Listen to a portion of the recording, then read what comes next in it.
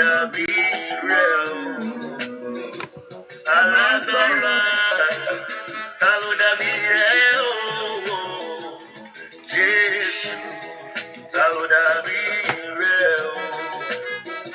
Alágbára, ọba tó gbé ògo kárí ògo láti inú ògo lọ sínú ògo. Ọba tí kìí sùn, ọba tí kìí rẹ̀, ta ló dàbí rẹ̀ o. Alágbára, ta ló dàbí rẹ̀. Jésù, ta ló dàbí rẹ̀ o. Alágbára, ta ló dàbí rẹ̀. Jésù, ta ló dàbí rẹ̀ o. Alágbára, ọba tó gbé ògo láti ògo láti inú ògo lọ sínú ògo. Ọba tí kìí sùn, ọba tí kìí rẹ̀, ta ló dàbí rẹ̀ o. Alágbára. Tálá lè fi òwe náà o bàbá o. Tálá lè fi wé ọ. Ó wá títí mo màmá rí nínú ayé yìí. Ṣebí wọn lálágbára gíga, ọba tó ṣe bí wẹ́nì kankan. Ìwọ ni bàbá tó pa lórí gbogbo, ẹnikẹ́ni ò lè bá lé lórí. Ìrẹ̀ lọ́ba tí kìí sùn rárá o, wọ́n lọ́ba tí kìí rẹ̀. Ṣebí wọn lálágbára gíga o. Ọlọ́run àwa o, there is no one like you, Baba. Ṣebí wọn ní kábíyọ̀sí o, ẹni tí ó bí ọ̀pọ̀ tí bí bẹ́ẹ̀ kó dá mi lójú pé wọn ò lè bí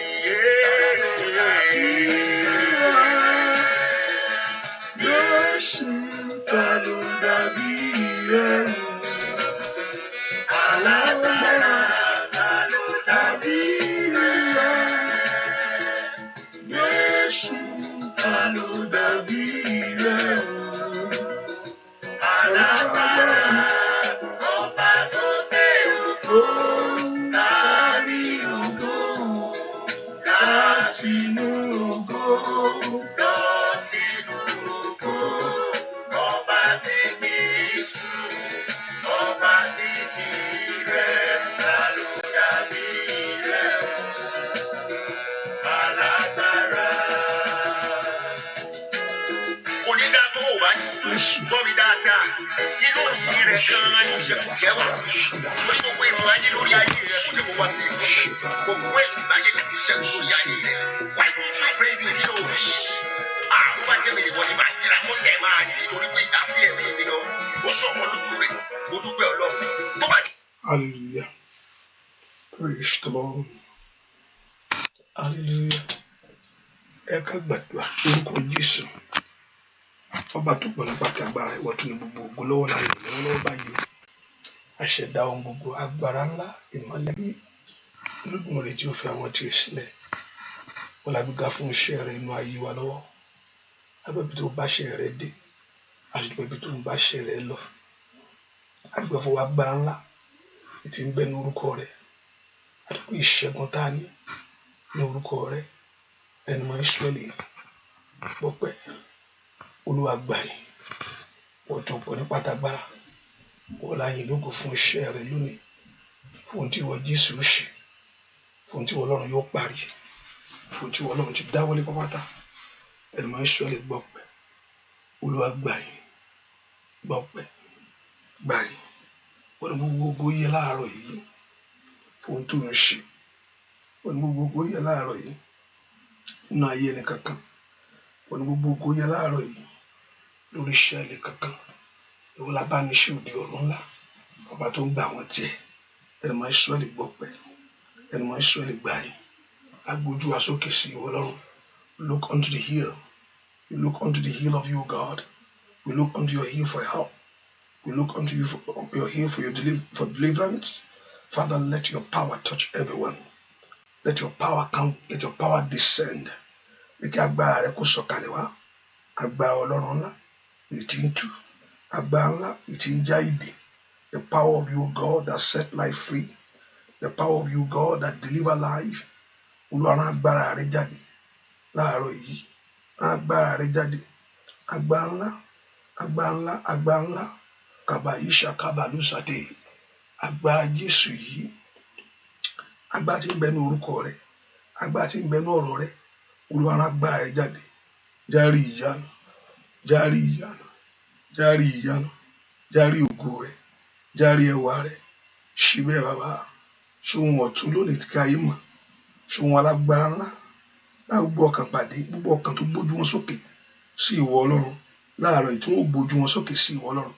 Olúwa fọ wọn ńlá sórí ayé ẹnìkankan. Má jà wá lásán, má jà ṣe lásán o. Ní ìparí ohun gbogbo, ògo àti ọlá yóò sì jẹ́ tiwọ Jésù, láì lórúkọ Jésù Kristi Olúwa tó olùgbàlà wa. Àmín. Ọmọ Ọlọ́run, ẹ jẹ́ ká gbé Jésù yìí ga láàárọ̀ yìí. Let's thank this Jesus this morning. Ẹ ká yan Ọlọ́run lẹ́ẹ̀kan sí. I want us to thank him. Àtúwà láàyè, ó tó bẹ́ẹ̀ ojú bẹ́ẹ̀ lọ. It's time to give thanks to God. Ẹ ká yin Jésù yìí. Ẹ ká gbé Jésù yìí ga fún orí ọ̀fẹ́. Ó fi orí ọ̀fẹ́ àánú ńlá tó pọ̀ bí iyanrìn. Ẹ ká yin Ọlọ́run fún iṣẹ́ rẹ̀. Lift your voice and thank him. Ẹ ká gbé Jésù yìí ga fún iṣẹ́ rẹ̀ sẹ́. Ẹ ká yin Ọlọ́run yìí fún orí ọ̀fẹ́ rẹ̀ tó pọ̀. Fọwọ́ agbára ńlá, ìdúróká ayé rẹ̀ ni. Fọwọ́ ẹ̀yìn ńlá. Ẹ ká dúpẹ́ lọ́wọ́ Jésù yìí. Olùgbàlà ló máa ṣeun. Olùgbàlà ló máa ṣeun. Olùgbàlà ló máa ṣeun. Olùgbàlà ló máa ṣeun. Olùgbàlà ló máa ṣeun. Dúpẹ́ lọ́wọ́ Jésù. Ọlọ́run tó pọ̀ nípa tágbára. Jésù, ó tó pọ̀ nípa tágbára. Jésù, ó tó pọ̀ nípa tágbára. Jésù, wọ́n tá yìn ọ́, wọ́n la gbéga lónìí. Olúwa gbọpẹ́, Olúwa gbà yìí. Olúwa gbọpẹ́ fún iṣẹ́ agbára ńlá, fún iṣẹ́ ògo àti iṣẹ́ ẹwà rẹ̀. For what you will do, O God, for the grace of your mercy, for your kindness, for your fulfillment over us. Fẹ́ kó yí Ọlọ́run ga màmá, fẹ́ kó yí Jésù yìí. Alágbára ni ó, ọba tó pọ̀ nípa ti agbára. Lift your voice and join the host of heaven to worship the Lord.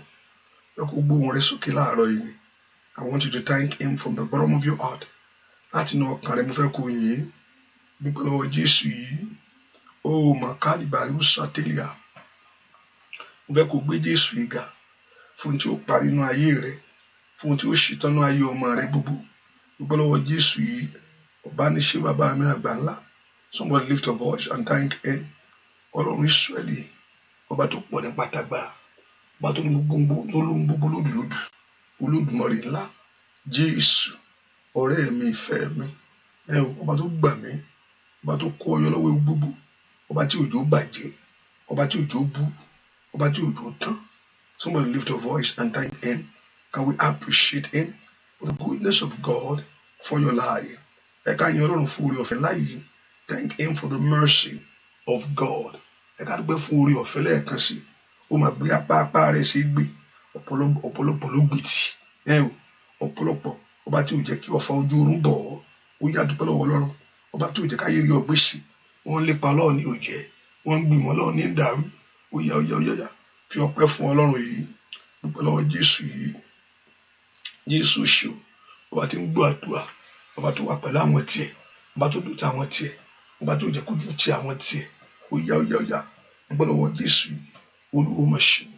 Olúwo mà ṣeun. Olúwo mà ṣeun lórí ayé mi. Olúwo mà ṣeun lórí iṣẹ́ mi. Olúwo mà ṣeun nínú ilé mi.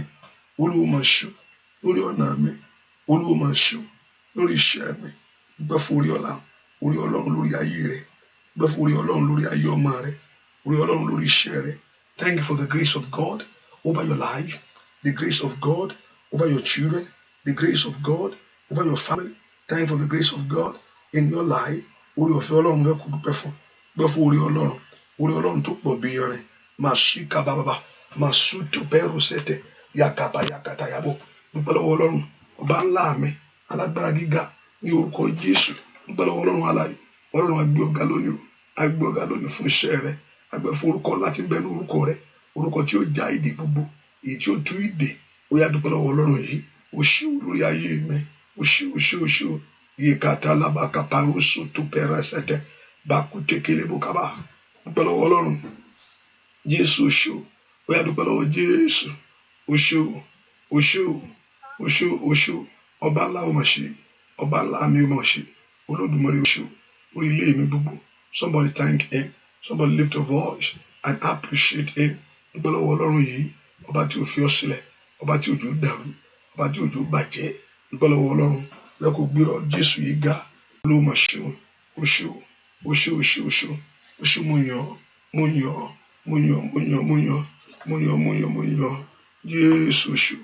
Jésù ṣe alágbára gíga ó mà ṣe Jésù ṣe Ọlọ́run ìmọ́lẹ̀ ó ṣe Jésù ṣe makapali basikara dúpẹ́ lọ́wọ́ Ọlọ́run Jésù ṣe Jésù mà ṣe Jésù mà ṣe gbọ́ àdúrà lórúkọ Jésù Kristi Olúwa wa mẹ́kọ̀ọ́ tún gbé Ọlọ́run ga gbé lọ́wọ́ Jésù yìí ó ṣe bàbá gbé lọ́wọ́ Ọlọ́run mẹ́kọ̀ọ́ yìn Jésù yìí lógo mẹ́kọ̀ọ́ yìn Jésù yìí mẹ́kọ̀ọ́ gbé gasẹ́ mẹ́kọ̀ọ́ yìn bàbá yìí tó pọ̀ ní pàtàgbára mẹ́kọ̀ọ́ yìn Ọlọ́run yìí mẹ́kọ̀ọ́ gbé Ọlọ́run yìí ga lórí ayé rẹ ni somebody I want you to thank the Lord mẹ́kọ̀ọ́ yìn ẹni mọ́ Ísírẹ́lì ẹni tó pọ̀ ní pàtàgbára mẹ́kọ̀ọ́ yìn mẹ́kọ̀ọ́ gbé Ọlọ́run ga lórí ayé rẹ ni somebody thank him Jésù ṣe olùgbàlà ó mà ṣe olùgbàlà ó ṣe olùgbàlà ó mà ṣe bàbá mi àgbà ńlá.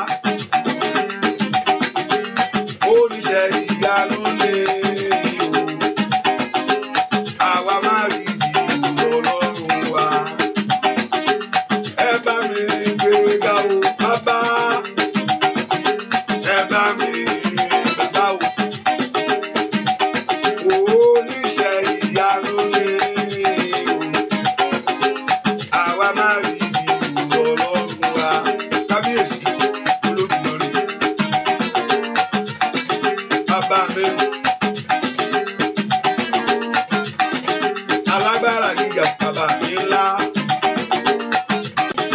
Asọ̀rọ̀ mọ́ yẹ bàbá mi àgbà. Óyá óyá bí Ọlọ́run ga. Óyá óyá ní Ọlọ́run lógo. Ojúmọ́ rí máa ń bá ọ.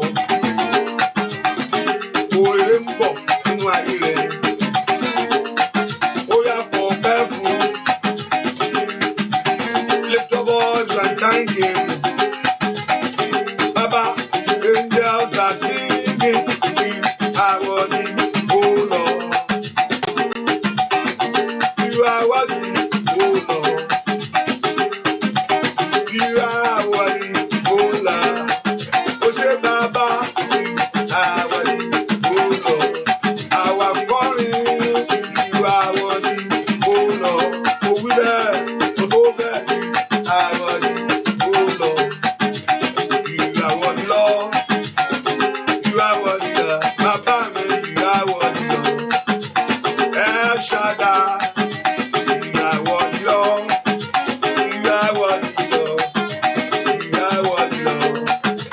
El Shaddai. Dúpẹ́ lọ́wọ́ Ọlọ́run alààyè. Ọba ńlá bàbá mi. Asọ̀rọ̀ mọ́ yẹ bàbá àgbà ńlá. Kábíyèsí. Jésù. Olórí ayé.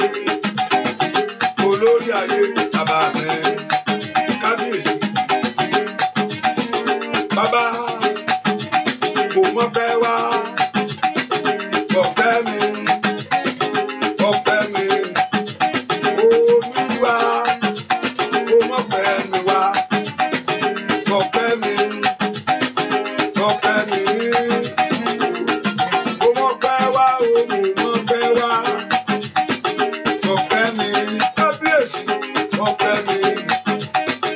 Olúwa kò mọ̀ pẹ́ mi wá. Ọpẹ́ mi.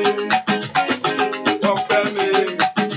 Olúwa kò mọ̀ pẹ́ wá o. Ọpẹ́ mi. Ọpẹ́ mi. Olúwa kò mọ̀ pẹ́ mi wá. Ọpẹ́ mi.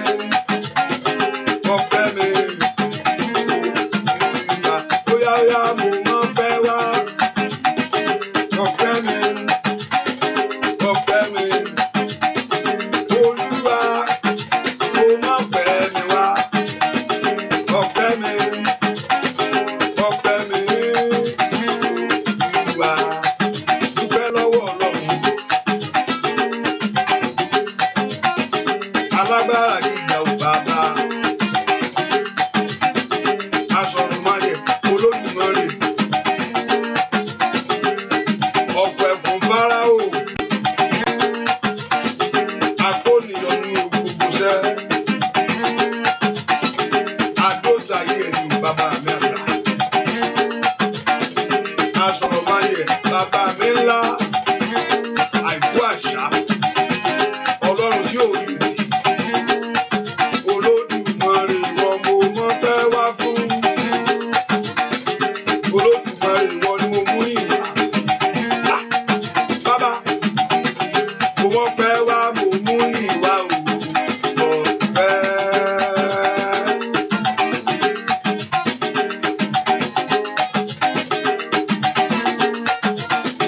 Kábíyèsí.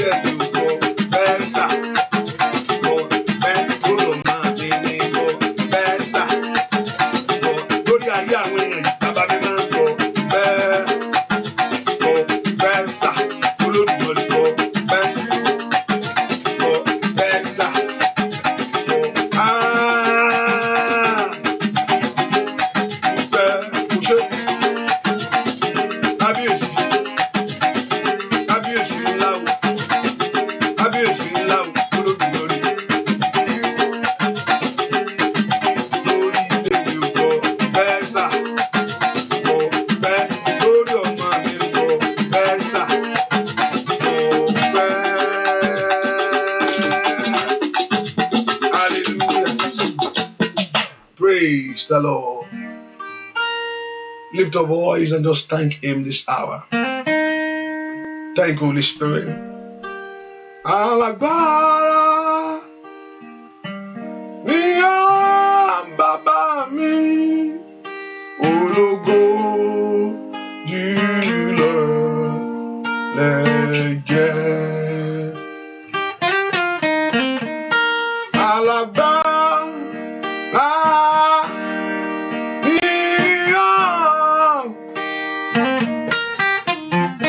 ológo jùlọ lẹ jẹ́.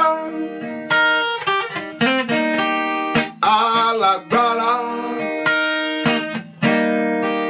ni ológo jùlọ lẹ jẹ́. Alágbára ni Baba mi, ológo jùlọ ajá. Lift your voice and worship Him. Exalt Him. Exalt Him. Olúwa ṣeun. Thank Him. Thank Jesus. Ẹ dúpẹ́ lọ́wọ́ Ọlọ́run láàárọ̀ yìí. Bless the name of our God. Dúpẹ́ lọ́wọ́ Ọlọ́run yìí. Ọba tó tan ìmọ́lẹ̀ sínú ayé rẹ̀. Ọba tí ó nà wá agbára jáde sórí iṣẹ́ rẹ̀ sẹ́. Ọba tí òdòdó dúró tì ọ́. Ọba tí òdòdó bàjẹ́.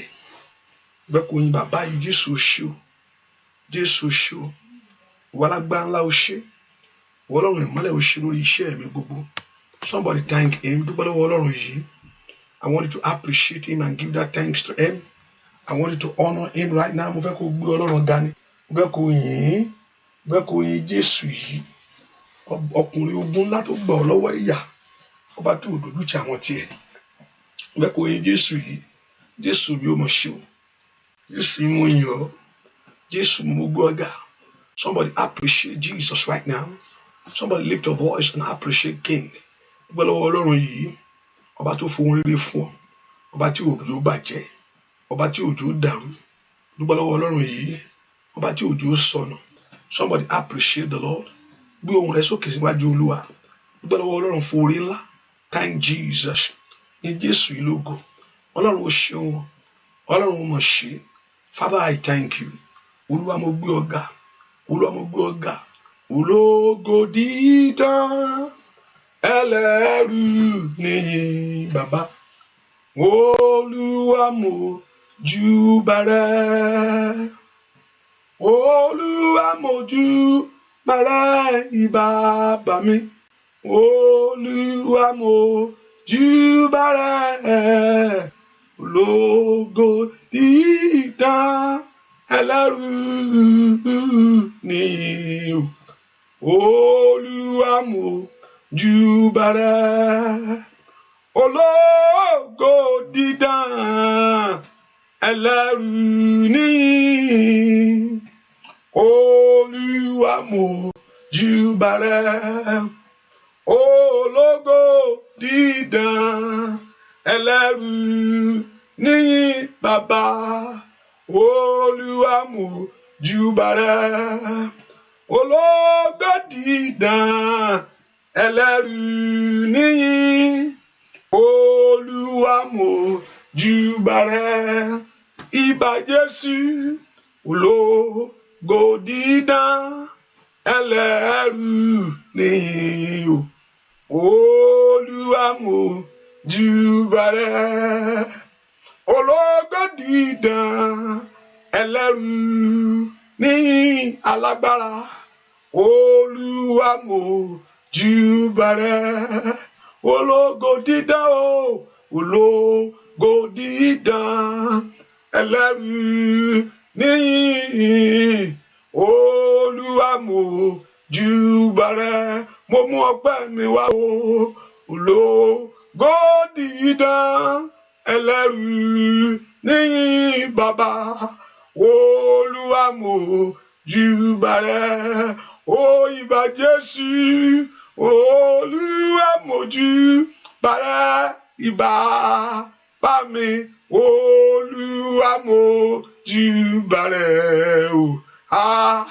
Ológo dídán ẹlẹ́rù níyìn. Olúwa mójúbà rẹ, mo mọpẹ́ wá o. Ológo dídán ẹlẹ́rù níyìn. Olúwa mójúbà rẹ, alágbára. Ológo dídán ẹlẹ́rù níyìn. Olúwa mójúbà rẹ, mo mọpẹ́ wá. Ológo dídán ẹlẹ́rù níyìn. Olúwa mójúbà rẹ. Sọ fún Ọlọ́run kó dárí ẹ̀ṣẹ̀ yìí ọ. Olúwa dárí gbogbo àṣìdé mi jì mí. Forgive me all my sin. Ask him to forgive every sin. Olúwa dárí àṣìdé mi jì mí. Ohun tí ò jẹ́ kí n rí ọ ní àárọ̀ kùtùkùtù àyí tàbí òru èní. Ọlọ́run dárí ẹ̀ṣẹ̀ mi jì mí. Kàbírà bàkúṣà kúfàgùsàlíà. Orúkọ Jésù dára. Ó ní ìdáríjì ń bẹ lọ́wọ́ Ọlọ́run kí a lè má bẹ̀rù rẹ̀. Sátánì ò kì í dáríjì yàn. Kò ní. Sátánì ò ní nǹkan tó jẹ́ bẹ́ẹ̀. Satan has no forgiveness. Ọlọ́run ló ní ìdáríjì lọ́wọ́. Bòkó bìràká sàtẹ́lìyàdà. Ó yá pé orúkọ Jésù dáadáa. Olúwa dárí àṣírí mi jì mí. Ẹ jẹ́ n ráàánú ńlá gbà. Kò sí dèbèkétèlì kàpálíà. Ẹ pé orúkọ Jésù. Olúwa dárí àṣírí mi jì mí. Ẹ jẹ́ n ráàánú ńlá gbà. Ọwọ́ àánú agbára kó kan ayé mi. Ọwọ́ àánú ńlá kó kan iṣẹ́ mi. Olúwa ṣàánú fún mi. Olúwa ṣàánú fún mi. Màsúdà gàbàgàbà. Mẹ̀sútótótó nìkẹ́lẹ́bọ̀. Orúkọ Jésù. Na tẹ́tẹ́tẹ́tẹ́ à. Màtútótótótótó. Mayeketélébò kàbà. Ọlọ́run lánàá kó gbàdúrà. Lè pèrúsọ tótótó nìkẹ́bọ̀. Màṣíkẹ́télébò. Orúkọ Jésù. Ó yá dáríjì mi. Dárí ẹ̀ṣẹ̀ mi jì mí. Lánàá kó gbàdúrà. Pé Jésù dáadáa. Dáríjì mi bàbá. Ìkàbàbọ̀ ohun tí olùfisùn ń lò. Whatever the accuser is using against my life to rob me of God's blessing. Láti jà mí lólè oríire ayé mi. Ohun tí ọ̀tá ń lò ní Paris Eteliada. Ìkàbàbọ̀ Sàtúdà. Láti dá ayé mi lẹ́jọ́. Ẹ pọ orúkọ Jésù. Whatever the accuser is using. Ó yá Olúwa dáríjì. Olùgbàlà. Dáríjì. Olùgbàlà. Dáríjì. Olùgbàlà. Dáríjì. Olùgbàlà. Dáríjì. Olùgbàlà. Dáríjì. Olùgbàlà. Ask the Lord to forgive you. Sọ fún Ọlọ́run kó dáríjì o. Ẹ ṣàánú fún mi. Ẹ ṣàánú fún mi. Ẹ ṣàánú fún mi. Orúkọ Jésù. Gbọ́ àdúà lórúkọ Jésù Kristi. Olúwa wa. Gbọ́ àdúà lórúkọ Jésù Kristi. Olúwa wa, ìwọ tó ti pọ̀ mọ́ ẹnìkejì láàárọ̀. Ṣé pásítọ̀ láàárọ̀ yẹn ẹ jẹ́ ká máa sùn. Ò bá jí wọn. Pásítọ̀ ẹ̀ tún dé. Ìwọ tún dé léyìí báyìí tẹ̀ tún fẹ́ sùn pé kí n máa tún lọ jí àwọn tó ń sùn. Ẹjọ́ ń sùn. Jí wọn. Gbèrè gbégbà tí ọmọ ènìyàn sùn. Ní ọ̀tá rẹ̀ fọ́ nǹkan bẹ̀. Kò ṣe ìgbà tí èèyàn sùn yẹn nìkan o. Ìgbà tí èèyàn bá sùn oorun ẹ̀mí. It's talking about a spiritual sleep. Oorun ara wà. There's a sleep, physical sleep, which is God want to give you. But oorun ẹ̀mí wà. Èyí tí ọ̀tá fi ń jayé èèyàn. Ẹni tó sùn oorun ẹ̀mí. And what are the things of the spirit? When you are not active in the things of the spirit, when you are not connecting anymore with God, there's a gap. Sátánì á wọlé o. Ó nígbà tí ọmọ ènìyàn sùn, oorun ẹ̀mí ni, kò ń ṣe oorun ara nìkan. Lóòótọ́ Sátánì lè fẹ́ lo òru láti jà yàn lólè, because ó ní mọ̀ pé it's when your spirit is at rest. Sátánì náà máa ó mọ̀ òru, ó máa ṣiṣẹ́ lóru náà, ó mọ̀ pé ó ti sùn. So you need to speak to your spirit. You know, sometimes you are alert, awake. That's why you don't have to sleep in the spirit. No, ojú oorun rẹ, ẹ̀mí rẹ gangan láti jí kó wà láàyè. So, olùsànù, ọmọ nípa pé àbúrò rẹ, pé dádì rẹ, pé mọ́mì rẹ. Bẹ́ẹ̀ni, pé wọ́n wọlé láti gbàdúrà ni. So, ẹni tó fọ̀rọ̀ lọ, sọ fún un náà. Àdúrà ní ṣẹ́gun o gbà ní kọ̀kọ̀, o gbà ń gbàgbà, o gbà lórí Facebook, o gbà ní èmi ṣàmọ̀ pé àdúrà ni tí o bá ti lóògùn tó ń ṣe, tí o bá ti lè yẹ̀mí wo tó ń yà sí, ayé yìí ò ṣe dákẹ́ sí. Ẹ bá dákẹ́, Sátánì àfojú ayé ẹ̀ gbolẹ̀, wọ́n á fa ayé rẹ̀ ṣọṣẹ́ kó tó mọ̀. Bíbélì náà ò encourage ẹ kó dákẹ́, ẹ máa gbàdúrà láì sinmi àti láì ṣàárẹ̀. Is that not the scripture? Àbí èyí mo ń sọ tèmi, pásítọ̀ yẹn ló ń sọ ti ẹ̀jọ́. No, Bíbélì ló sọ bẹ́ẹ̀, ẹ máa gbàdúrà láì sinmi, láì ṣàárẹ̀. Jésù gbà á, Jésù ó gbà á, ó gbà á, ó gbà á. Ẹ porúkọ Jésù, Olúwa mo tọ̀ wá, Olúwa náà wá bá ẹ sórí ayé mi lónìí. Stretch forth the hand of your power. Masida bakushe kelebo, beteli bakata, beko náà wá gbà ńlá, beko ogun ayé mi ṣẹ. Porúkọ Jésù, mati kelebo ko peru satayaba, beko ogun ayé mi ṣẹ, beko ogun ayé mi wọlẹ̀, beko lànà báyọ̀ kò mẹ́, nọdún yìí beko gbọ̀nara, masida bakatelebo. Mẹ́kọ̀ọ́ náà wá gbára ńlá, orúkọ Jésù dáadáa, ó dá kó orin kó bọ́ kalẹ̀, ó dá kó orin kó bá ayé rẹ̀ kalẹ̀. Ẹ porúkọ Jésù, màtíkèlè bò kàpírìàbà, mẹ̀súdò bò kò pẹ̀rù sètèrèbà, porúkọ Jésù dáadáa, ó yá, lè pẹ̀rù sótótó lékebò, mà sótótó lékebà, ó yá gbàdúrà, ó dá kó orin kó bá ayé rẹ̀ kalẹ̀, mà sí tàlábà. All what that God has given to you, le peru soto yaba, you must enjoy it. Ikati yabat, le peru setelebo, porúkọ Jésù, ó dá kí oore kó bá ayé rẹ̀ kalẹ̀, masikebo, you God, the Lord must perfect everything concerning your life. Ó dá kí Ọlọ́run kó ṣe fún ọ, ó dá kí Ọlọ́run kó ṣe fún ọ, ó dá kí Ọlọ́run kó ṣe fún ọ, ó dá kí Ọlọ́run kó ṣe fún ọ.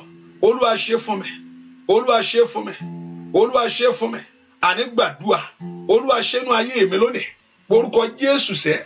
Olúwa ṣe nínú ayé àwọn ọmọ mi gbogbo, porúkọ Jésù. Olúwa ṣe lórí iṣẹ́ mi ṣe, lórí iṣẹ́ mi ṣe, lórí iṣẹ́ mi ṣe, lórí iṣẹ́ mi ṣe, lórí iṣẹ́ mi ṣe, lórí iṣẹ́ mi ṣe, lórí iṣẹ́ mi ṣe, Olùgbàlà ṣe lórí ilé mi ṣe, porúkọ Jésù kọ́lọ́run kó ṣe nínú ayé rẹ lónìí.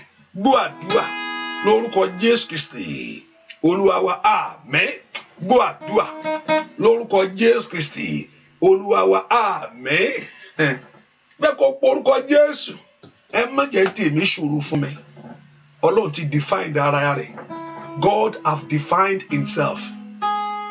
Ó sọ pé èmi ni Ọlọ́run gbogbo rárá.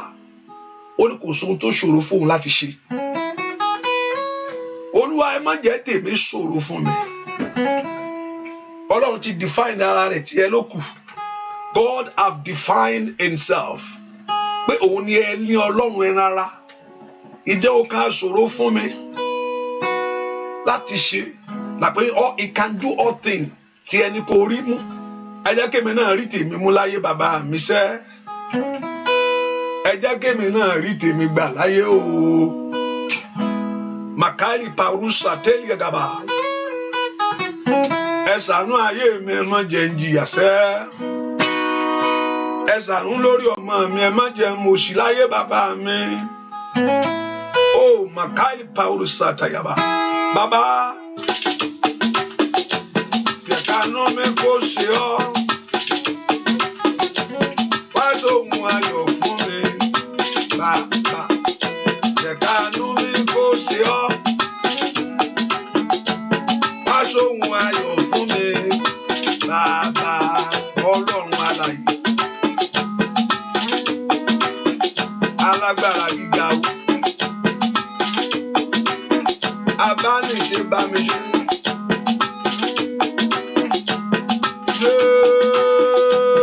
Jésù Olódùmarè ńlá, lọ́wọ́ agbára wò. Káyé lè mọ̀ pé wọ́n ní lọ́wọ́ ìṣẹ́gun. Óyá lórí ayé àwọn èèyàn yìí. Jẹ́kánú mi kò ṣe ọ́ o. Ẹni tó dá mi, wá sóhun ayọ̀ fún mi.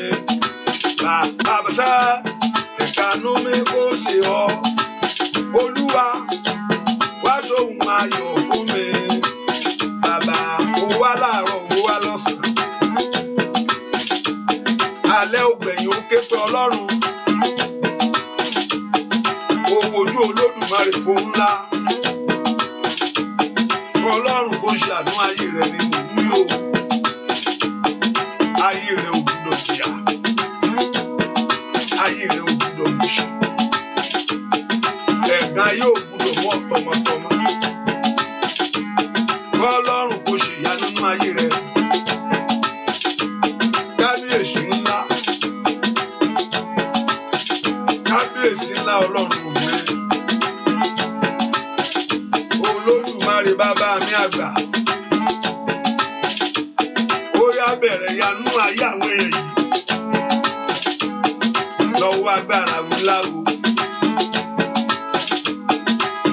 Láàárọ̀ yìí mo fẹ́ kó ṣe ìyanu. Jẹ́ káàdùn ayé àwọn èèyàn yìí kó gbà. Ó yá náwó agbára ńlá jáde. Bàbá jẹ́ kánú mi kó ṣe ọ́ o. Olúwa wá ṣohun ayọ̀ fún mi. Ó yá o. Jẹ́ kánú mi kó ṣe ọ́. Olúwa wá ṣohun ayọ̀ fún mi. Bàbá má jẹ́ jìyà. Má jàyé àwọn ayé yìí kó mo ṣì. Ó yá náwó agbára jáde. Ó yá náwó ìṣẹ́gun jáde. Lórúkọ Jésù. Gbogbo tí ayé gbé dí ọ̀nà. Ẹ̀mí má gbé kúrò láàárọ̀ yìí. Ayé rẹ kó rí ìyanu o. Ayé ọmọ rẹ kó rí. Iṣẹ́ rẹ kó rí.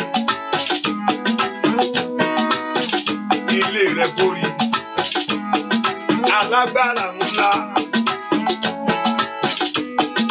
Ọba tó pọ̀ nípa àdágbára o. Bàbá jẹ́ kánú mi kó ṣe ọ́ o. Olúwa wá ṣohun ayọ̀ fún mi. Óyá jẹ́ kánú mi kó ṣe ọ́ o. Olúwa wá ṣohun ayọ̀ fún mi. Ayé retí ògo rẹ o. Ayé retí ògo rẹ o. Èmi náà fẹ́ rí ògo rẹ o lórí iṣẹ́ mi. Olúwa o jáde. Ó yá bàbá ayé retí ògo rẹ o. Ayé retí ògo rẹ o. Ẹlẹ́dàá mi náà retí ògo rẹ o. Kábíyèsí Olúwa o jáde. Alágbára o. Olódùmarè ńlá. Kábíyèsí ńlá. Jẹ́ ká yí àwọn èèyàn yìí kó rí ìyanu tó ń fẹ́. Ọwọ́ rẹ kó tẹ ohun rere. Ayé rẹ kó rohun rere dà. Tí ọkàn rẹ para Jésù ní kó wò. Kábíyèsí ńlá bàbá mi. Ìyà yìí tó gẹ́. Ẹ̀gbọ́n yóò yá ayé mi tọmọtọmọ. Ó yá nu omi jí àwọn èèyàn yìí nù. Kábíyèsí ńlá. Bàbá ayé retí ògo rẹ o. Ayé retí ògo rẹ o. Èmi náà retí ògo rẹ o. Ayé mi Olúwa o. Ó yá bàbá mi dá ayé retí ògo rẹ o. Èmi retí ògo rẹ o. Ọlọ́run ayé retí ògo rẹ o. Kábíyèsí Olúwa o jáde. Ó yá Olúwa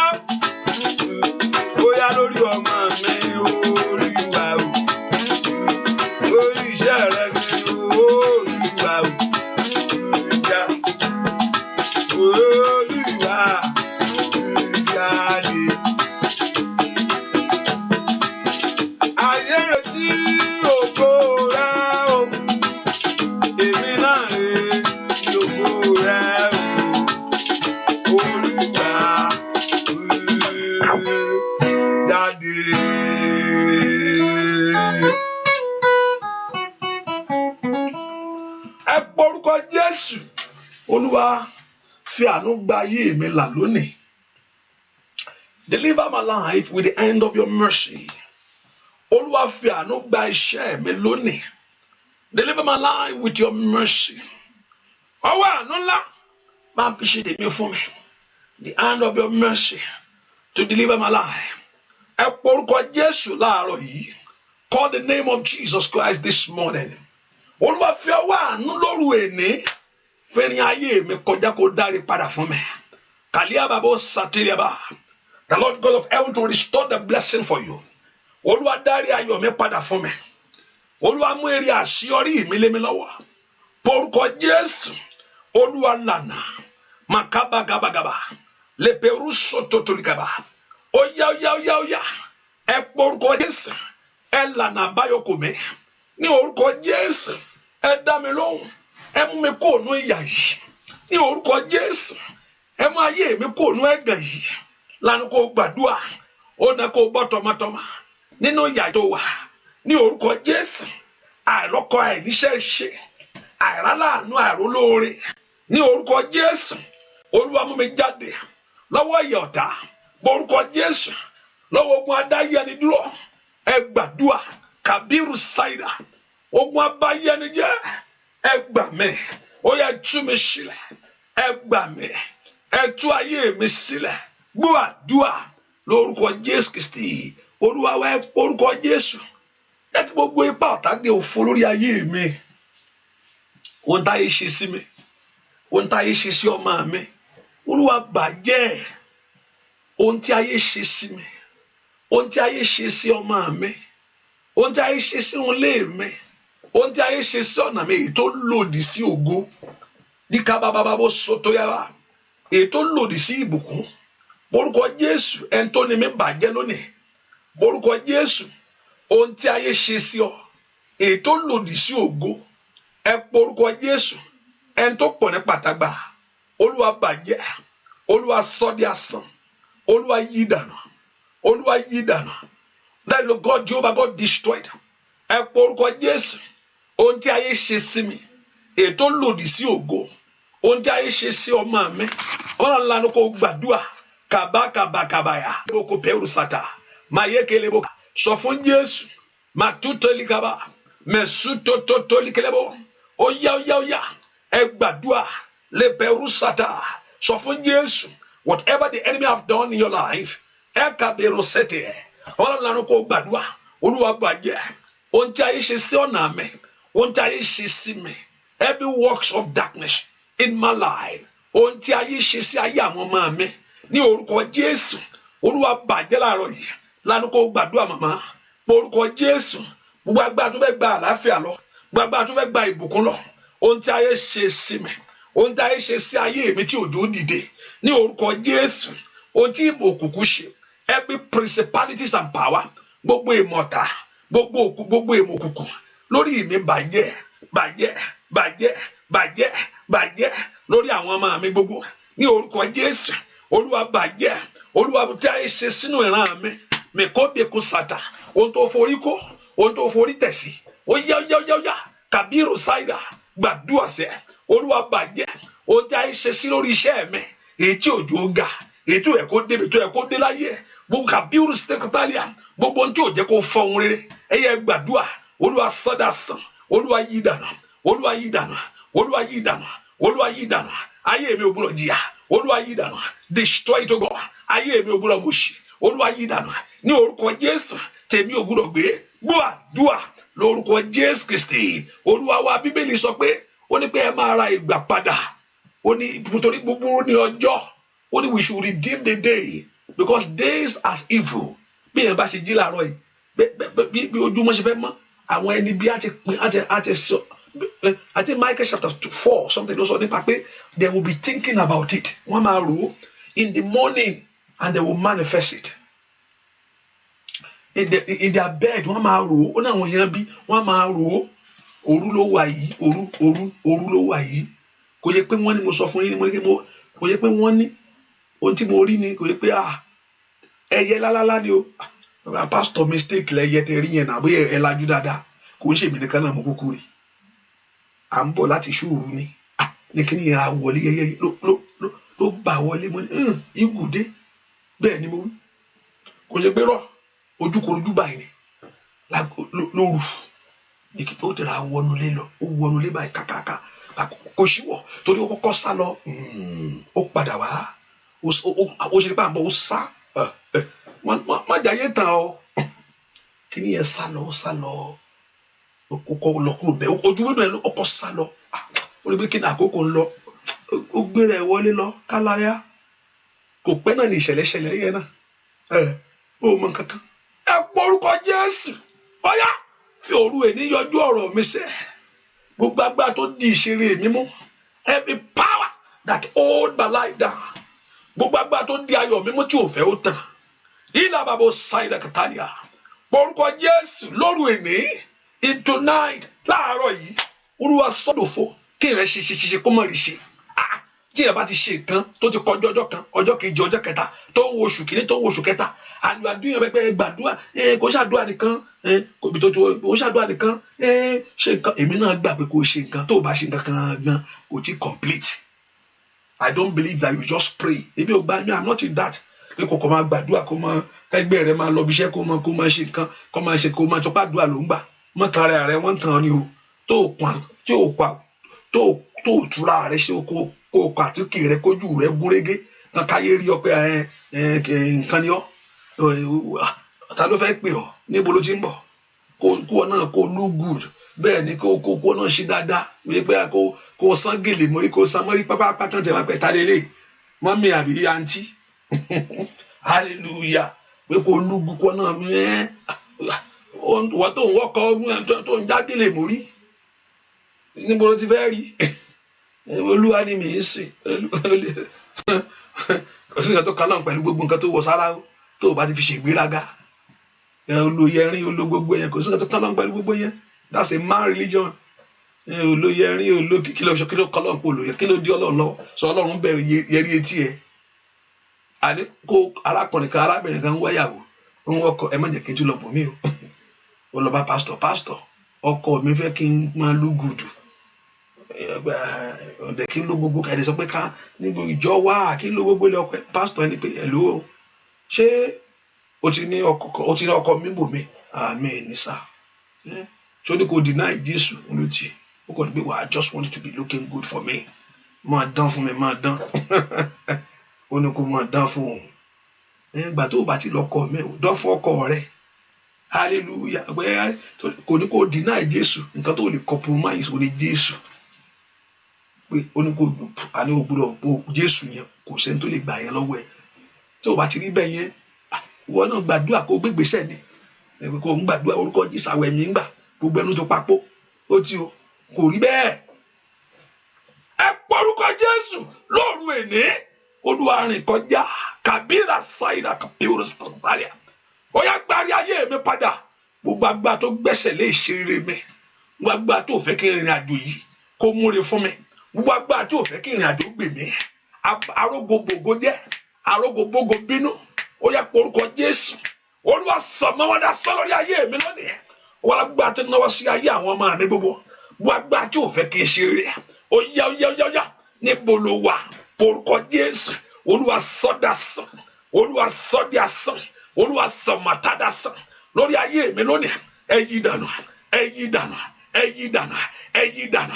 yí dànù gbogbo èbò kùkù ní orúkọ Jésù dùà lórúkọ Jésù Kristi Olúwa wa ẹ̀yin tá a lórí showers of blessing yẹn mi ì tí ì rí movement yìí ṣé ń gbọ́ mi àbí mo ní kẹ́ ẹ máa ṣe dúró mi fásá mo prefer ẹ má dàkẹ́ síbẹ̀ because mi mọ̀ mo ní mi mọ̀ bóyá ẹ̀ ń gbọ́ pé ó break mi lè mọ̀ ìgbà mi kò kì í ṣò lójú mi pé ó ń break and later on kíní yẹn ń break kíní yẹn ń ṣe kò ṣe dá mi lè mọ̀. Hallelujah. So ẹ̀yin tẹ́ wà lórí showers of blessing ẹ tẹ́ ń gbọ́ mi through that showers of blessing say amen ẹ ṣàmì hallelujah ẹ ṣàmì ẹ type àmì ẹ type amen that's how I'm going to know type something yeah ẹ porúkọ Jésù Olúwa yanjú ọ̀rọ̀ mi sẹ́ ẹ jẹ́ kí ọ̀rọ̀ ayé mi níyanjú daddy settle my case ohun tó ti ń kọjá oṣù kìíní ti ń kọjá oṣù méjì ohun tó ń kọjá oṣù kẹta tí ń kọjá oṣù mẹ́rin Olúwa yanjú ọ̀rọ̀ mi. Ask the Lord to settle your case tonight. Bóyá láàárọ̀ yìí ni tiẹ̀ Olúwa yanjú ọ̀rọ̀ ayé mi. Ẹ gba ohun tó yẹ mí lé mi lọ́wọ́ orúkọ Jésù. Ika baba bo soto yaba lempredo toko peru sete. Thank you. Meke peru satelebo. Ẹ gba ohun tó tọ́ sí mi kẹ́ gbé lé mi lọ́wọ́. Ayé ò gbọdọ̀ fi àjà ayé mi mọ́. Ali kapiru style katalia. Ẹgbẹ̀tọ́ mi fún mi. Oya. Ikabaro soto yaba. Lanu ko pe Jésù mi tó wá sẹ́. Ona kiri ẹ kó bá ọ kalẹ̀. Ona kó kóònù kù tó wá sẹ́. Oye meke peru soto to lekelebo. Meka piru setelebo kaba. Dua lórúkọ Jésù Kristi Olúwa wa. Ọwọ́ rẹ̀ dà.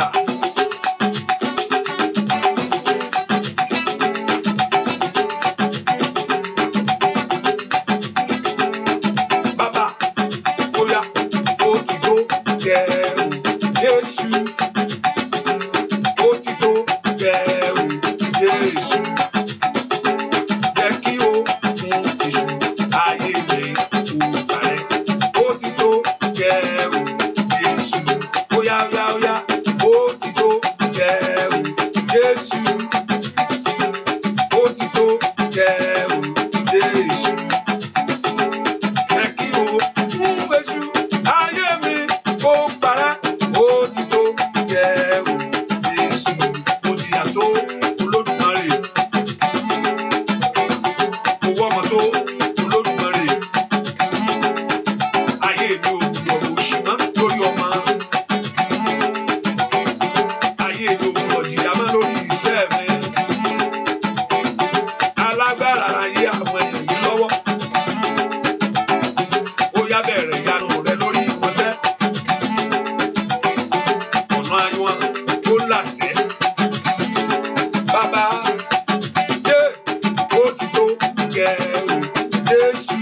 Oṣù tó tó ó ti tó kẹrù Jésù.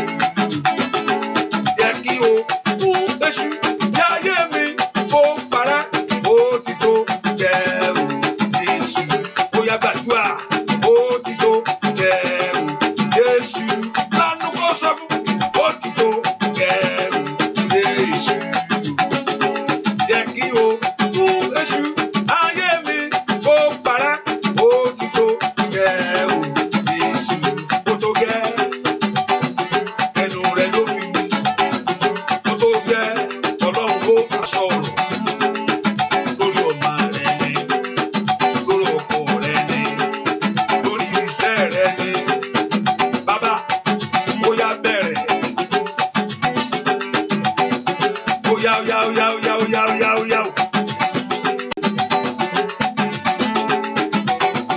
Oya, ó ti tó kẹrù Jésù.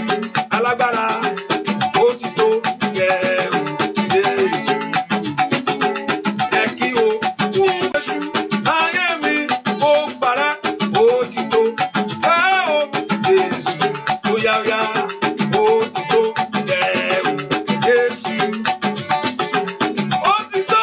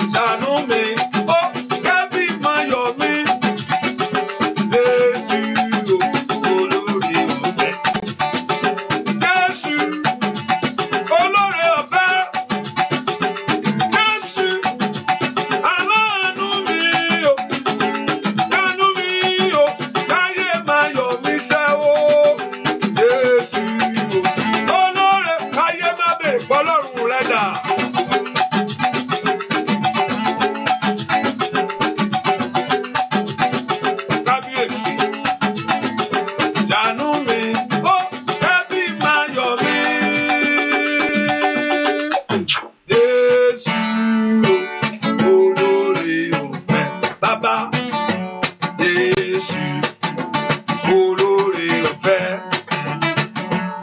Jésù aláàánú mi o ṣàánú mi o ẹbí máa yọ̀ mí o Jésù olóore ọ̀fẹ́ óyá óyá óyá o Jésù olóore ọ̀fẹ́ alágbára Jésù aláàánú mi o ṣàánú mi o ẹbí máa yọ̀ mí ṣe o Jésù olóore ọ̀fẹ́ óyá Olódùmarè Jésù olóore ọ̀fẹ́ alágbára Jésù aláàánú mi ṣàánú mi o káyé máa yọ̀ mí o Jésù olóore ọ̀fẹ́ bàbá ṣàánú mi o kábí máa yọ̀ mí ṣe o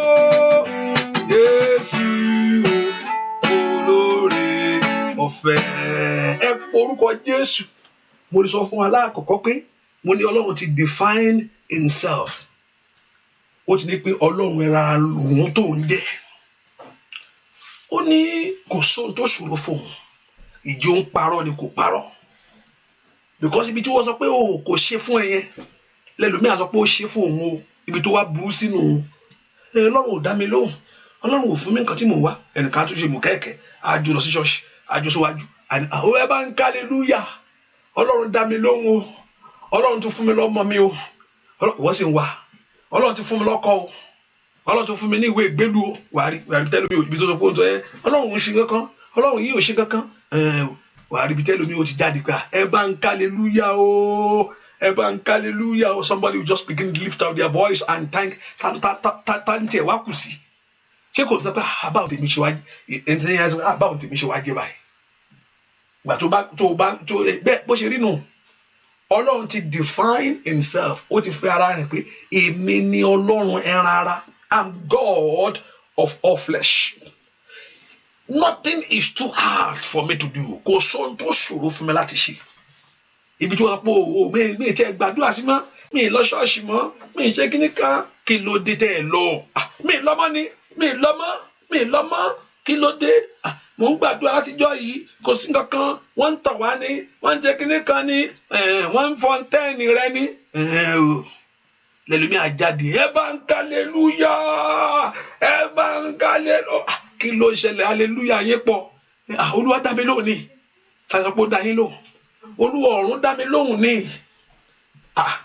ẹ̀ṣọ́ ó dá mi lóhùn ní a sì sẹ̀rí fún ọ ó ké pé ó sì dáhùn ó ní èmi ó ní I will praise him I will there's a scripture he said èmi ó yin Olúwa nítorí pé kíni because he has answered me ó dá mi lóhùn ẹ porúkọ Jésù ẹ má jẹ́ tèmi gbé ẹ má jẹ́ tèmi bàjẹ́ Olúwa yanjú tèmi fẹ́mi náà Olúwa bá má jẹ́ tèmi gbé don't let it be difficult for me ẹ má jẹ́ ó le fún mi wọ́n lọ́wọ́ tí gbogbo ara tẹ agbára ń bẹ̀rẹ̀ wá lọ agbára rẹ lórí èmi náà kàbárí kàtàlíbà kàṣàtàlíbà lọ agbára rẹ lórí ayé àwọn ọmọ mi gbogbo mo sọ́ndọ̀ bẹ́ẹ̀ kú sẹ́kẹ̀lẹ́ bó kàpá orúkọ Jésù ìkàbàgàbà kàtàkàlíà mà sọ́dọ̀ dẹ́kẹ̀tẹ̀lẹ́ bọ̀ mà tẹ́tẹ́tọ́tọ́tọ́tọ́ ó yẹ orúkọ Jésù bí tó wà Olúwa lágbára rẹ lórí ayé mi lónìí use your power over my life Olúwa lágbára rẹ lórí ayé àwọn ọmọ mi use your power over my children ẹ porúkọ Jésù ìwọlẹ̀kùn àánú ṣí fún mi ó yá tèmi ò gbúdọ̀ gbé níbi àdúrà tèmi ò gbúdọ̀ bàjẹ́ ẹ porúkọ Jésù Olúwa yanjú tèmi náà ẹ fàánú gbà mí mà sọ́dọ̀ bẹ́ẹ̀ kí náà bá kàtẹ́ mẹ tọ́jú boko pure side porúkọ Jésù ayé mi ò gbúdọ̀ bàjẹ́ àgbẹ̀tẹ̀ mi ò gbúdọ̀ gbé ẹ lànà àbáyọkọ mi dùà lórúkọ Jésù Kristi Olúwa wa ẹ porúkọ Jésù Olúwa ṣẹ ní àṣẹ wọlé orúkọ the Lord should destroy ẹ bá mi ṣe ogun tó dó tì mí ogun tó farasin àti ogun tó fara rẹ̀ hàn ogun mi wà ó àìdá rẹ̀ fún ẹni láti bá tolú ẹ̀jẹ̀ ìyẹn pé ẹ má ṣe sùn kírísítẹ́nì má ṣe jáfara there's some battle in this world that is hidden battle. Ogun tó hide ara rẹ̀ ni. Ogun kan mi wà as ìfara ẹ̀ gbangba kò fara ẹ̀ kò hide ara ẹ̀. Ìyẹn tiẹ̀ tí wàá burú méjèèjì náà ló burú àti ogun tó fara pamọ́ tó mọ ibi tó wà aṣa sí tó mọ nǹkan tí wàá gbà ládùúgbà tó tiẹ̀ mẹ́ni tí wàá sá fún. Tó ẹ̀pọ̀ nǹkan ló ń ṣolú ẹ̀ tó lè àtúgbọ̀rọ̀ lọ pé ló àǹtí mo ní kí n fọ̀rọ̀ kọ́ mi lọ yín ni kí ló ṣe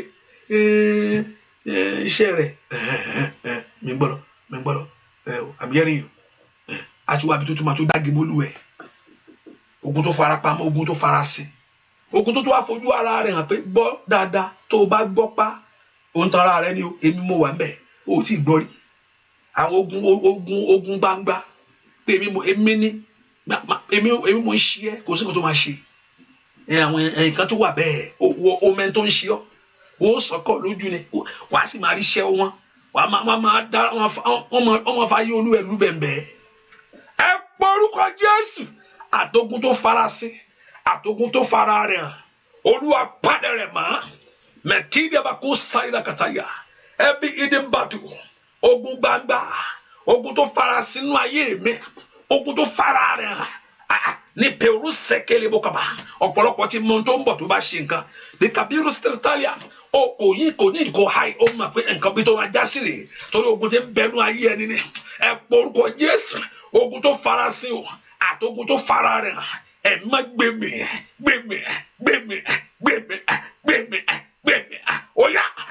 ó yá pọ orúkọ Jésù ogun tó fara sí àti ogun tó fara rẹ̀ hàn ní peru satayaba ogun tó fi ṣe ọwọ́ rẹ̀ hàn lórí ayé mi èyí tó jẹ́ kó oore mú èyí tí ń ba oore jẹ́ mọ́ lára èyí tó fẹ́ kó oore ta tó jẹ́ kó oore tujọ́ mi kabalu sẹtẹlẹba ẹ porúkọ Jésù ogun tó farasin ogun tó fara rẹ̀ ní paru sẹtẹlẹbọ Olúwa bàjẹ́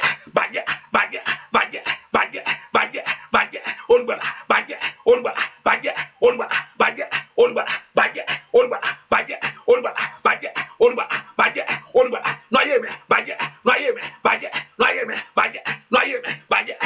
mi bàjẹ́ Olùgbàlà oya bàbá ṣe dùà lórúkọ Jésù Kristi Olúwa wa ayé ò lọ sábà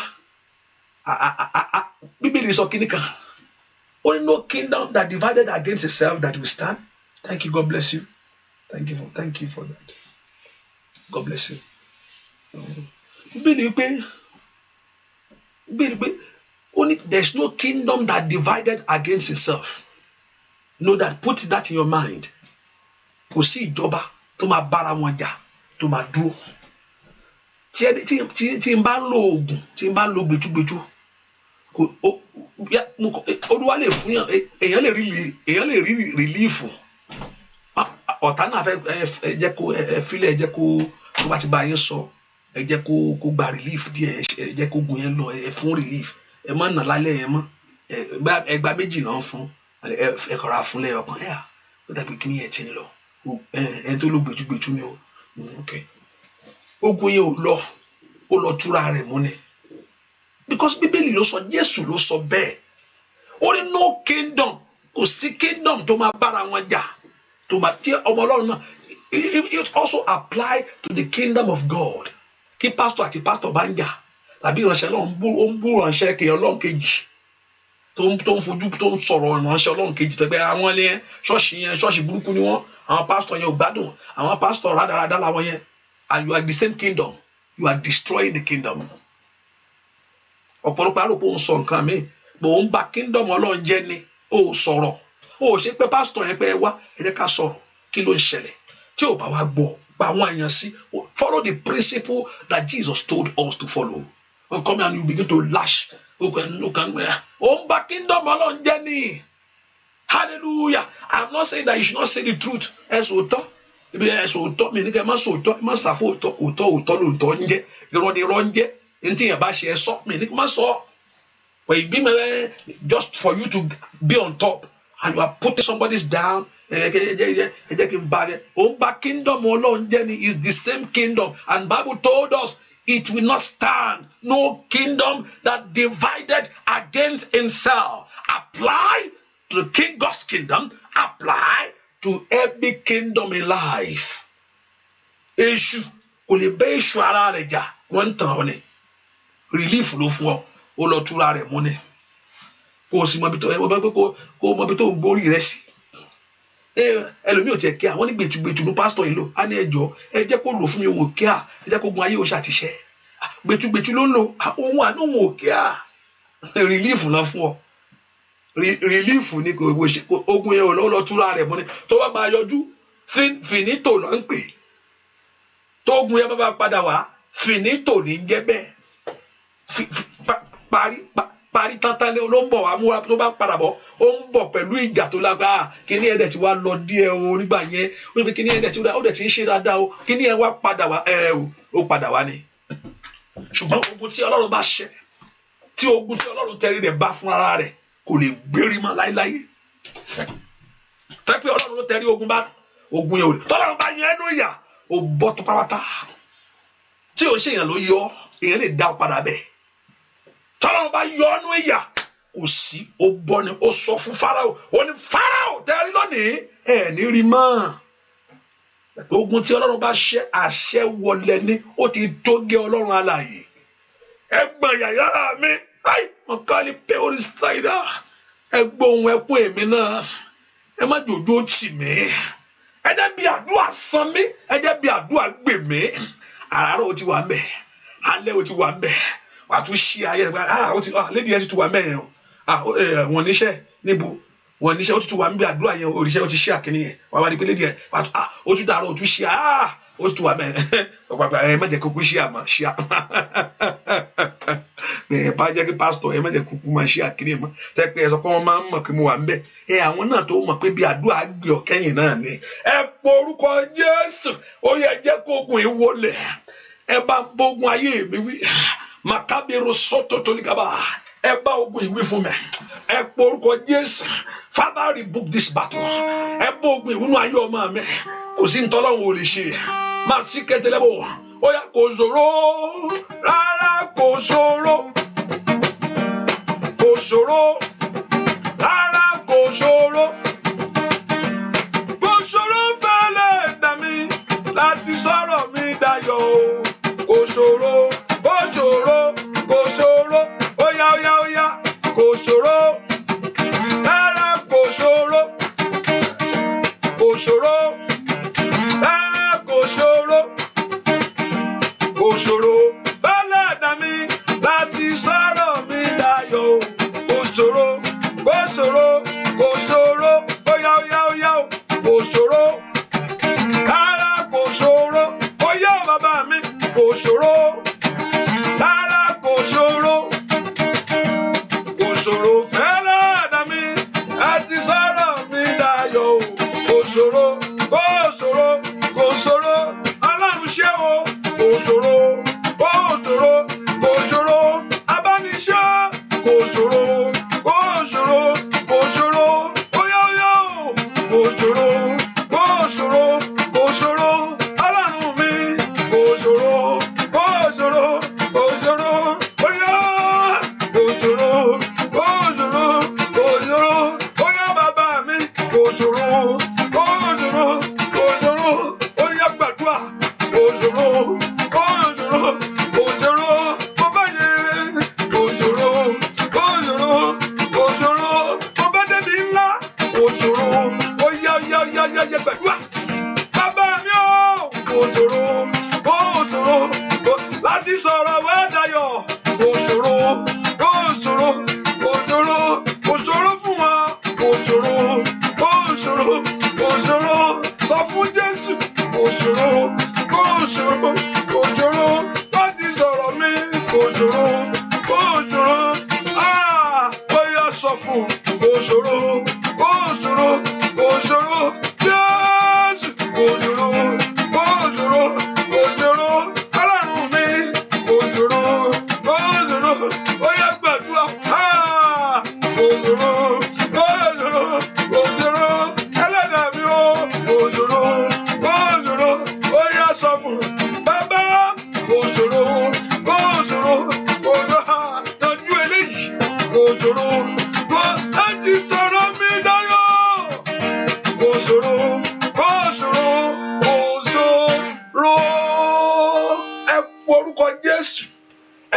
ayé mi lé mi lọ́wọ́ mo béèrè fún ni. Lord, give me my own possession. Ìrì ayé àwọn ọmọ mi ẹ gbé lé mi lọ́wọ́. Ẹ fún wọn lọ́wọ́lọ́wọ́ báyìí. Ìrì ayé àwọn ọmọ mi ẹ yànda fún wọn. Bìrù sáyé kàpíùrì sítọ́kọ̀tàyà. Ohun tó ń fẹ́ gbàgbà tí ò fẹ́ kó kórè jọ. Gbogbo àgbà dànẹ́rù. Gbogbo àgbà tí ń fi ẹsẹ̀ adìẹ fún orí rẹ̀ ká. Bìrù sàkálì ẹ̀kátá tí ò jẹ́ orí kó jọ. Ẹ pọ orúkọ Jésù. Ó yá. Kò ṣòro fún wa. Dìde sọ̀rọ̀ mi dayọ̀, sọ̀rọ̀ mi dayọ̀, sọ̀rọ̀ mi dayọ̀, sọ̀rọ̀ mi dayọ̀, sọ̀rọ̀ mi dayọ̀, sọ̀rọ̀ mi dayọ̀, sọ̀rọ̀ mi dayọ̀. Ó yá, sọ̀rọ̀ mi dayọ̀, ó yá, sọ̀rọ̀ mi dayọ̀. Makabiaba, Shidiaba Kuntelia. Somebody lift your voice and pray. The Lord Jehovah God to complete your own. Ẹ gbàdúà, gbàdúà lórúkọ Jésù Kristi. Olúwa wa ó dà pé ẹ fẹ́ gbàdúà. Ẹ máa ṣorí ọ̀fẹ́ nísìn. The prayer will continue tomorrow. By God's grace, I'm not coming in tomorrow evening because of Bible study. But I will be there in the morning by God's grace. Hallelujah.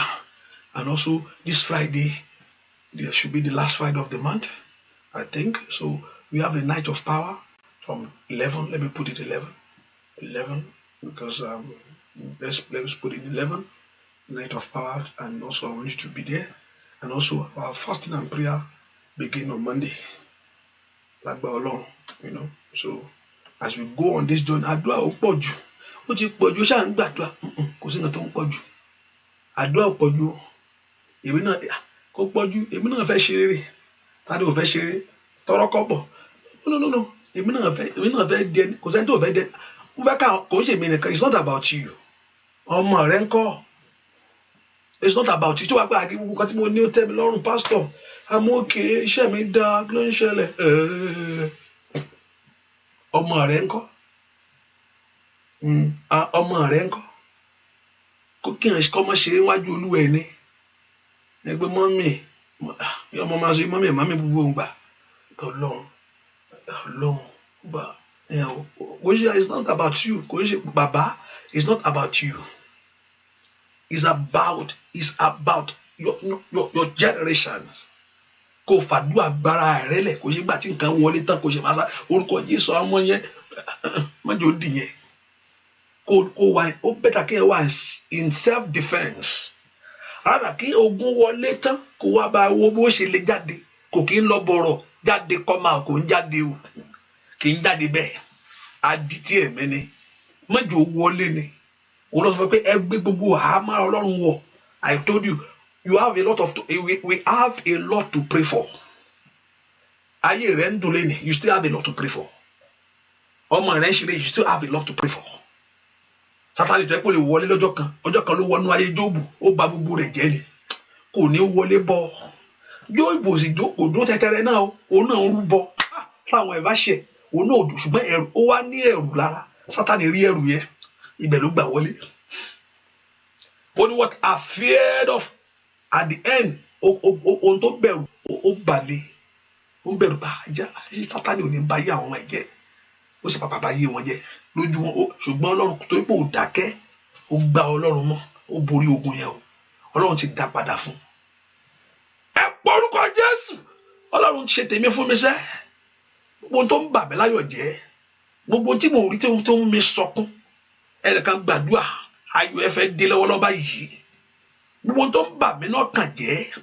Gbogbo tó máa rí tí màá máa ké. Ní Parusa ẹnìkan Olúwa fẹ́ ràn án lọ́wọ́ báyìí o. Ilé Akapiuri Secretariat. With everything that makes you to shed tears. Ohun tó ń bà ọ́ lọ́kàn jẹ́. Ohun tó máa rí tó máa ń sunkún sí. Ohun tó máa ń wò tó inú lójú ẹsẹ̀, it will change your mood. It will change your moment. Ẹ porúkọ Jésù. Olúwa náwó agbára ẹ sórí ẹ lónìí. Agbára ń bẹ lọ́wọ́ ìwọ Ọlọ́run. Ìka bàbá Kapiuri Secretariat. Agbára ẹ mo fẹ́ kó nà jáde ní àárọ̀ yìí. Agbára ń bẹ lọ́wọ́ ìwọ Ọlọ́run. Agbára ẹ mo fẹ́ kó nà jáde lórí ọmọ mi. Agbára ń bẹ lọ́wọ́ ìwọ Ọlọ́run. Agbára ẹ mo fẹ́ kó nà jáde sórí ọkọ mi. Lánàá kó pe Jésù sẹ́. Agbára ń bẹ lọ́wọ́ ìwọ Ọlọ́run. Agbára ẹ mo fẹ́ kó nà jáde sórí iṣẹ́ mi gbogbo. Porúkọ Jésù mi tó wà. Agbára lánàá mo fẹ́ kó nà. Kabiru Saira Katali. Keberu Sando Beku Saida. O meru seke peru sete. Oya. Na wagbara. náwó agbára náwó agbára náwó agbára náwó agbára náwó agbára ọwọ́ agbára ńlá náà ọwọ́ agbára ńlá Olúwa náà ọwọ́ agbára ńlá Olúwa náà jáde náà jáde náà jáde náà jáde náà jáde náà jáde olùgbàlà ọwọ́ agbára ńlá ọwọ́ tí ń gbé ogun mẹ́ ọwọ́ tí ń bá ogun wí orúkọ Jésù Olódùmarè náà jáde ẹ jẹ́ kí ayé mi gbàre anda yagabakasata ẹ jẹ́ kí tèmi gbàtẹ ẹ jẹ́ kí ayé mi gbàre gbọ́ àdúrà lórúkọ Jésù Kristi Olúwa wa. I have 6 minutes. I share the grace at the exact 60 minutes. ó sì lè pọ́ máa nà kejì ẹwọ́ ní àdúrà kó sáré bó tiẹ̀. èmi ń gbọ́ gbàre gbàre gbàre. èmi ń gbọ́ gbàre gbàre gbàre. èmi ń gbọ́ gbàre gbàre gbàre o Olódùmarè bàbá mi. èmi ń gbọ́ gbàre gbàre gbàre sẹ́ lórí ọmọ mo gbọ́ kó gbére lórí ọkọ mo gbọ́ kó gbére Olódùmarè bàbá mi. Olódùmarè alágbára ní ìgbà o óyá èmi ń gbọ́ gbàre gbàre gbàre àǹdàgàbà ṣètè olùwànú ó rọ̀ sórí ayé rẹ̀ o. èmi ń gbọ́ gbàre gbàre gbàre iṣẹ́ àǹdàyàrá èmi ń gbọ́ gbàre gbàre gbàre kò gbé ọmọ. èmi ń gbọ́ gbàre gbàre lórẹ́ Ọlọ́run mi àìkàbà èmi ń gbọ́ gbàre gbàre gbàre bàbá. èmi ń gbọ́ gbàre gbàre gbàre máa rí tèmi gbà èmi ń gbọ́ gbàre gbàre gbàre óyá èmi ń gbọ́ gbàre gbàre gbàre mo ní kó fún ọ ní tiẹ̀ èmi ń gbọ́ gbà óyá sọ bẹ́ẹ̀ níwájú Olúwa èmi ń gbọ́ gbàre gbàre gbàre lórí ọmọ rẹ ní èmi ń gbọ́ gbàre gbàre gbàre óyá o èmi ń gbọ́ gbàre gbàre gbàre àìpàkáyàbà èmi ń gbọ́ gbàre gbàre gbàre máa rí tèmi gbà bàbá èmi ń gbọ́ gbà óyá lórúkọ Jésù èmi ń gbọ́ gbàre gbàre gbàre nínú àdúrà yìí èmi ń gbọ́ gbàre gbàre gbàre àkókò ti tó èmi ń gbọ́ gbàre gbàre gbàre àìpàkáyà èmi ń gbọ́ gbà óyá kó rí tìrẹ gbà èmi ń gbà ọgbà ogun ọ̀run kó gbé tiẹ̀ ní ọlọ́wà ire ayọ̀ rẹ ní àkàbàkàtà óyá èmi ń gbọ́ gbàre gbàre gbàre lórí ọmọ lórí ọkọ èmi ń gbọ́ gbàre gbàre gbàre lórí iṣẹ́ rẹ ní èmi ń gbọ́ gbà óyá alágbára èmi ń gbọ́ gbàre gbàre gbàre orí tìrẹ gbàṣẹ́ o èmi ń gbọ́ gbà èmi ń gbọ́ gbà bóyá nù ọdún yìí gbogbo mi jẹ́ Ọlọ́run èmi ń gbọ́ gbà gbogbo ayọ̀ padà wá àṣeyọrí rẹ kò ní èmi ń gbọ́ gbà ojú ògbúdọ̀ tì ọ́ lórí ọmọ ní èmi ń gbọ́ gbà alágbára náà wọ agbára ńlá o èmi ń gbọ́ gbà ìgbà orí tìrẹ gbàṣẹ́ o èmi ń gbọ́ gbà óyá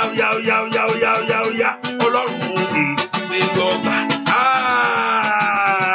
kábíyèsí èmi ń gbọ́ gbà óyá ayọ̀ rẹ kó wọlé tọ̀ wá èmi ń gbọ́ gbà óyá lórúkọ Jésù èmi ń gbọ́ gbàre gbàre ẹ porúkọ Jésù mi tẹ wá Ọlọ́run ní àárọ̀ yìí ohun tí mo wá fọ́dọ̀ rẹ fún rẹ pé kò mọ fẹ́ kó wá sọ èmi ò mọ tó wá ó yá sọ fún Ọlọ́run nípa ayé ẹ sọ fún Ọlọ́run nípa ayé ọkọ rẹ sọ fún Ọlọ́run pé Ọlọ́run mi agbára má wò mìíràn kí n jìyà yìí mọ́ agbàyànà gbọ́n ilé inú fún mi àmú ìṣẹ́ mú ìṣẹ́ ìtànú ayé mi àmú ẹ̀gàn kúrò mú ẹ̀gàn ilé kúrò fún mi sẹ́ abániṣe bá mi ṣe tèmi ó ní kí n má wọ Ọlọ́run mìíràn you told me mo sì gbọ́ ó ní kí n má wọ Ọlọ́run you told me not to go anywhere but you ó ní kí n ṣàgbẹ́kẹ̀lé ọ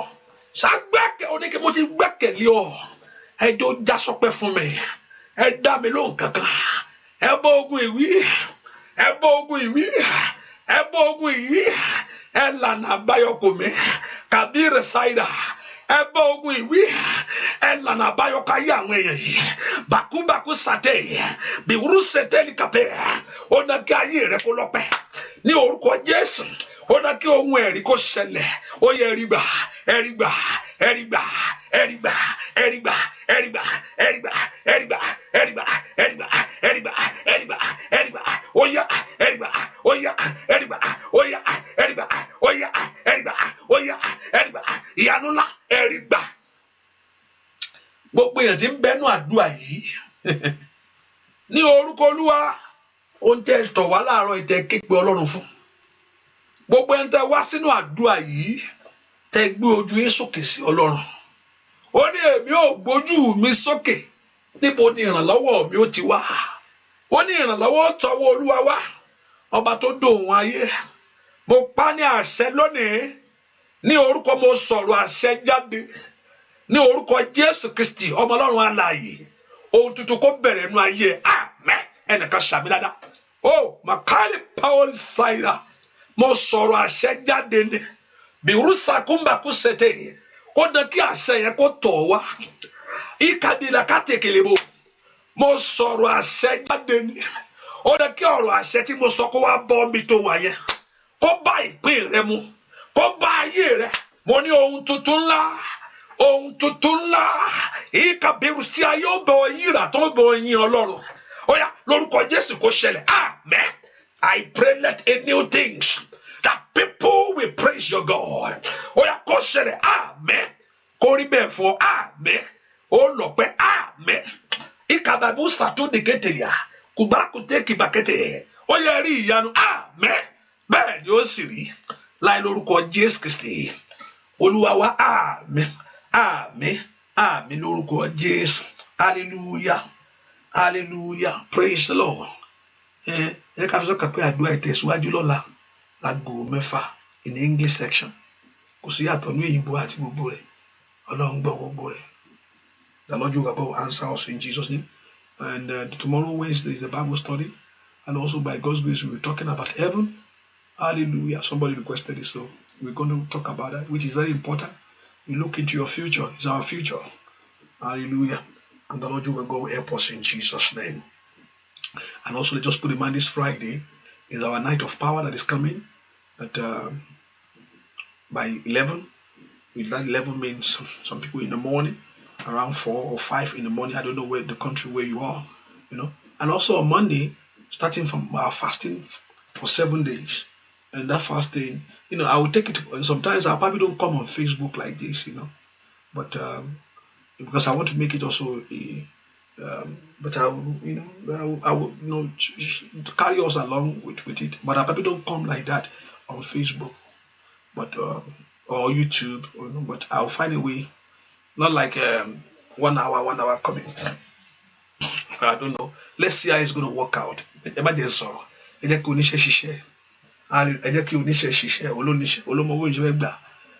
Open up for it, and you will see the hand of it. Let me just I don't know. Hallelujah. And the Lord Jehovah God bless us. And also I bless everyone supporting the work of God. Even on Facebook, you know, you can also support the work of God through the Facebook. You know, if you click on that, there's a $sign there. And also on YouTube, there's a $sign there. You can also support the work through that, yes. You know, like, so I see somebody, so you can do that. You can just click the $sign on that Facebook chat. That chat, they might type it, you see $sign. And through that, anyway, I think YouTube, anyway. So, I also, through you can also do it through our paper, FC ministry.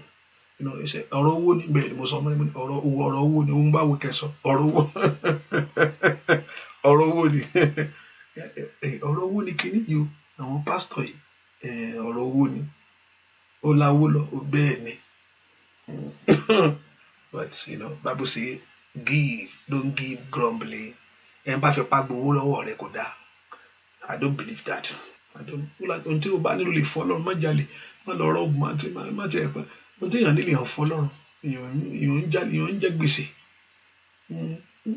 bẹ́ẹ̀ ni sọ̀rọ̀ pé ipá kan àní kò yẹ pé nítorí pé ó fún Ọlọ́run is part of it, but kò ń ṣe pé ìgbà fọ́lọ́run àdúrà mi ò ní gbà, àdúrà gbà yóò fọ́lọ́run àdúrà gbà, but ìwọ ló kàn máa lose certain area kan because he told the prince is a principle àdúrà gbà. Wọ́n á gbàdúrà fún gbogbo yín ní ṣaláì ní ohun tán pè ní owó kò ní wọ́n yín ẹ ra àánú gbà Jésù lọ wá àmín. Orí ọ̀fẹ́ Jésù lọ wá ìfẹ́ mọ́ ti Ọlọ́run bó ṣe ń lọ láàárọ̀ ìsẹ́nu iṣẹ́ kó lọ tẹ́lẹ̀ bẹ̀dẹ̀ ọ́ iṣẹ́ rẹ lórúkọ Jésù kò ní dìṣẹ́ fún ọ. Gbogbo arágbára tó parapọ̀ lẹ́nu iṣẹ́ lórúkọ Jésù kó lọ kó dójú tì wọ́n ẹ ra àánú gbà Jésù Olúwa wa àmín àmín àmín. God bless you. Thank you for being here. See you tomorrow morning. God bless you. Thank you. God bless you. Bye bye. Thank you. Bye bye.